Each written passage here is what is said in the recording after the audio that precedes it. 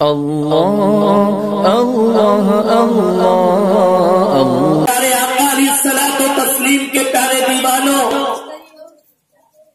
توبہ کرنے والا اللہ کا کتنا پیارا، توبہ کرنے والا اللہ کو کتنا عزیز، توبہ کرنے والا اللہ کو کتنا محبوب ہے۔ اللہ اللہ حضور رحمت عالم صلی اللہ تعالی علیہ وسلم نے ارشاد فرمایا، جو اپنے گناہ سے توبہ کرتا ہے وہ ایسا ہے جیسے اس نے کوئی گناہ نہیں کیا۔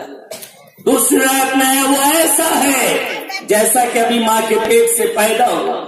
میرے آقا فرماتے ہیں تم میں اچھا گنہگار وہ ہے جو گناہ ہونے کے بعد توبہ کر لیتا ہے۔ میرے آقا علیہ السلام نے ارشاد فرمایا، قیامت کے روز کچھ گنہگار ایسے ہوں گے جو اپنے گناہ کی بنیاد پر جنت میں داخل ہو جائیں گے۔ صحابہ کرام رضوان اللہ تعالیٰ مجمعین نے عرض کیا، یا رسول اللہ صلی اللہ تعالیٰ علیہ وسلم وہ گناہ کی بنیاد پر جنت میں کیسے جائیں گے؟ میرے سرکار نے فرمایا، انہوں نے گناہ کے بعد توبہ کی اور یہی توبہ، یہی ندامت انہیں جنت میں لے جانے کا ذریعہ بن جائے گی، جنت میں لے جانے کا سبب بن جائے گی۔ یہ حوصلہ دیا جا رہا ہے، گنہگاروں کو عزت دی جا رہی ہے تاکہ بندہ پلٹ آئے، وہ اللہ کا نیکوکار بن جائے، اللہ کے راستے میں آ جائے، سیدھے راستے پہ چلنے والا بن جائے، وہ محسوس کر سکے اسلام مجھے عزت دے گا، پیغمبر اسلام کا نظام مجھے عزت دینے کو تیار ہے۔ کوئی عزت دے یا نہ دے، جب اللہ اور اس کا رسول مجھے عزت دے رہا ہے تو مجھے اب پلٹ آنا چاہیے۔ بہت کر لیے ہم نے گناہ، جوانی عیش و عشرت میں گزر گئی، قیامت کے روز جواب دینا ہے، رب کی بارگاہ میں کھڑا ہونا ہے، میں کیا جواب دے سکوں گا؟ میرے پیارے آقا علیہ السلام کے پیارے دیوانوں، گنہگار کی آنکھ کا آنسو اللہ اللہ حضور رحمت عالم صلی اللہ علیہ وسلم نے ارشاد فرمایا، دو قطرے اللہ کو بہت محبوب ہیں۔ ایک میدان جہاد میں کسی مرد مجاہد کے جسم سے خون کا قطرہ گرے، وہ اللہ کو محبوب ہے، اور دوسرا وقت توبہ گنہگار کی آنکھ سے آنسو نکلے، وہ قطرہ اللہ کو محبوب ہے۔ دو قطرے اللہ کو پسند ہیں۔ بتاؤ مسلمانوں، گنہگار کا آنکھ کا آنسو پسند، بلکہ روایتوں میں یہاں تک کہ آیا جب گنہگار روتا ہے، گر گراتا ہے تو جو اس کی ہچکیاں پیدا ہوتی ہیں، وہ ہچکیوں کی آواز اللہ عز و جل کو تسبیح کی آواز سے بھی زیادہ محبوب ہے، تسبیح کی آواز سے بھی زیادہ پسند ہے۔ گنہگار کی ذات اللہ کو محبوب ہے۔ ایک وائز تھے، واعظ کیا کرتے تھے، بیان کیا کرتے تھے، ان کا انتقال ہوا، کسی نے انہیں خواب میں دیکھا، پوچھا اللہ عز و جل شانہ نے آپ کے ساتھ کیا معاملہ فرمایا؟ وائز نے بیان کیا، اللہ تعالیٰ نے میری مغفرت فرما دی، رب نے مجھے بخش دیا۔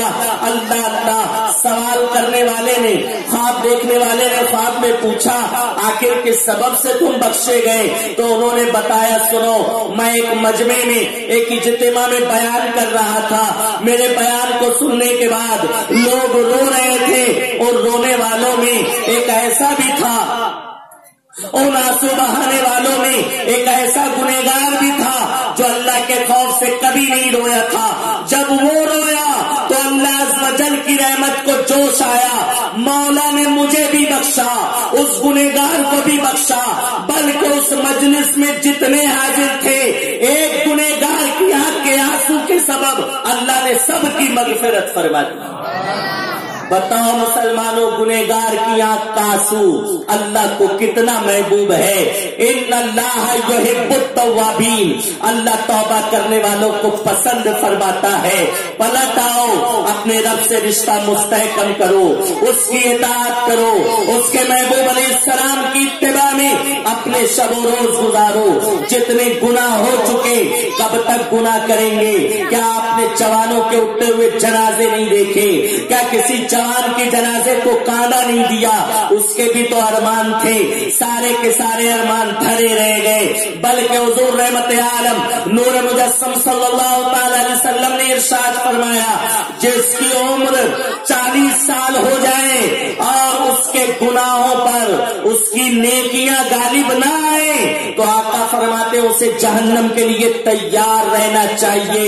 جس کی عمر 40 سال ہو جائے اور اس کے گناہوں پر نیکیاں غالب نہ آئے تو آقا نے فرمایا اسے جہنم کے لیے تیار رہنا چاہیے۔ ہاں اگر بندہ سچی توبہ کرے تو جب توبہ کرے اللہ اس کی توبہ بھی قبول فرمائے گا، اور کرم بالائے کرم یہ فرمائے گا کہ اس کے ماضی کے سارے گناہوں کو نیکیوں سے تبدیل کر دیا جاتا ہے، نیکیوں سے بدل دیا جاتا ہے۔ کتنا حوصلہ دیا جا رہا ہے تاکہ بندہ میرا سچا بندہ بن جائے، میرا مطیع بن جائے، میرا فرما بردار بن جائے۔ بتاؤ مسلمانوں، اللہ کے خوف سے رونے کی فضیلت کتنی ہے، گناہ پر نادم ہونا یہ اللہ کو کتنا پسند ہے۔ اللہ جب کوئی سچی توبہ کرتا ہے تو مفہوم حدیث ہے، میرے آقا علیہ السلام نے ارشاد فرمایا اللہ عز و جل شانہ عرش کے نیچے نور کی ایک قندیل روشن کرنے کا حکم دیتا ہے۔ جب وہ نوری قندیل روشن کی جاتی ہے تو فرشتے عرض کرتے میرے مولا یہ نور کا اہتمام کیسا ہے؟ عرش تو منور ہی ہے، عرش تو نور کا مرکز ہے، لیکن اس قندیل سے کچھ نور میں اور زبردست گویا اضافہ ہوا۔ جبھی تو فرشتے عرض کرتے ہیں میرے مولا یہ اضافی نور کیسا ہے؟ رب کی جانب سے جواب دیا جاتا ہے میرے معصوم فرشتوں تمہیں نہیں معلوم آج دنیا میں زمین پر میرا فلاں گنہگار بندہ آج اس نے سچی توبہ کر لیا ہے اور میرا نیکوکار بن گیا ہے، میرا فرما بردار بن گیا ہے، اس کی توبہ کی خوشی میں یہ نور کا اہتمام کیا گیا ہے۔ میرے پیارے آقا علیہ السلام کے پیارے دیوانوں اتنی عزت دی گئی ہے بندہ پلٹ آئے، لیکن آج ہمیں خوف خدا سے رونے کی فرصت کہاں، خوف خدا سے آنسو بہانے کی ہمیں توفیق کہاں۔